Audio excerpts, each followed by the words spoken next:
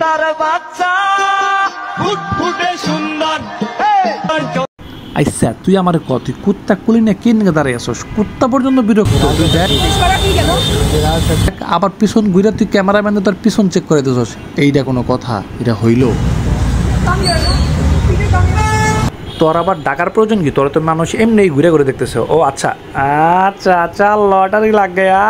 চাচা তো পুরা খুশি, চাচা প্যান্ট ঠিক করতেছে। বাট চাচার একটা প্রবলেম আছে, চাচা উপর দিকে তাকে নিচে গিয়ে চেন খোলা কিনা সেটাও তো কইতে পারবো না। বাট এসব কথা বাদ, তোর যে আমি ফিজিক্যাল সাইজ দেখতেছি আমার তো মনে হয় তুই এখানে কেন? তুই তো বেটা থাকবি হলো ডাক্তারদের চেম্বারে অথবা তাদের ল্যাবে, তোর প্র্যাকটিস করবে।